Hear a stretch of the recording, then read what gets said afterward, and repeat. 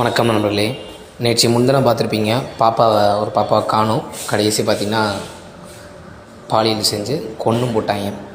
அந்த இடம் எங்கே இருக்குன்னு பார்த்து நானும் போய் விசாரித்து அந்த இடத்துக்கு போனோம். பார்த்திங்கன்னா நம்ம கண்ணம்பாளையம்னு ஒரு ஊர். அந்த ஊரில் பார்த்திங்கன்னா போனோடனே பார்த்திங்கன்னா லெஃப்ட் சைடில் முருகன் கோயில் இருக்காப்புல. இன்னும் என்னன்னா அங்கே பழனி ஆண்டவர் இருக்காப்புல, பழனி சாமி இருக்காப்புல கடவுள். அது பக்கத்தில் கொஞ்சம் தள்ளி போனதுக்கப்புறம் ஒரு காடு இருக்குங்க. உள்ளே சொல்லப்போனால் அந்த ஓசோன் ரெஸ்டாரண்ட்னு சொல்லுவாங்க. ஓசோன் இந்த டிமார்ட்லாம் சொல்லுவாங்க. அந்த சைடு ஓசோன் ரெஸ்டாரண்ட் போகிற வழியில் பார்த்திங்கன்னா ரைட் சைடில் ஒரு கரை மாதிரி போகுதுங்க.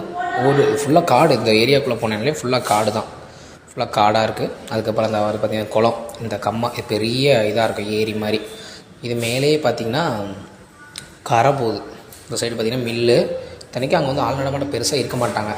ஏன்னா மில்லில் வேலை பார்க்குறவங்க. அது பக்கத்தில் சின்ன சின்ன வீடுகள் தான் இருக்குது. ஒரு சில வீடுகள் தான் இருக்குது. மற்றபடி அங்கே பொதுமக்கள் யாரும் போக மாட்டாங்க. நைட் டைம் பார்த்தீங்கன்னா நானே நிறைய டைம் அந்த சைடு போகும்போதெல்லாம் அந்த கரையில் வந்து பேசிகிட்டு தான் இருப்பாங்க கப்புள்ஸ். ஸோ அது வந்து விருப்பப்பட்டு பேசுகிறாங்க, விருப்பப்பட்டு அவங்க பண்ணுறது அது ரெண்டாவது விஷயம். அதை நான் கேட்கவும் இல்லை. ஏன்னா அந்த இடம் அந்த மோசமான ஏரியா. அப்படியே பார்த்திங்கன்னா இவ்வளோ ஃபுல்லாக காடு தான் இங்கே தண்ணி. இது பக்கத்தில் பார்த்திங்கன்னா லெஃப்ட் சைடில் பார்த்திங்கன்னா ஃபுல்லாக காடு.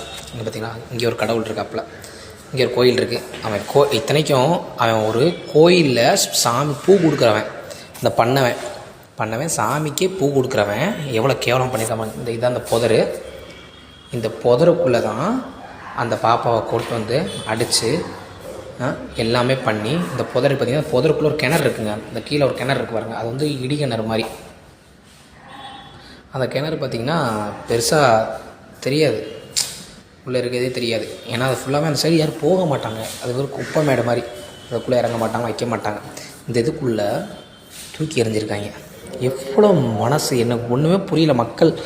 மக்கள் வந்து நான் உன்னையோடு தான் கேட்குறேன். பெற்றவங்களுக்கு நீ என்ன தான் பக்கத்து வீட்டில் பழகினாலும் சரி, அண்ணன் தம்பின்னு பழகினாலும் ஒரு லிமிட்டில் இருங்க தயவு செஞ்சு.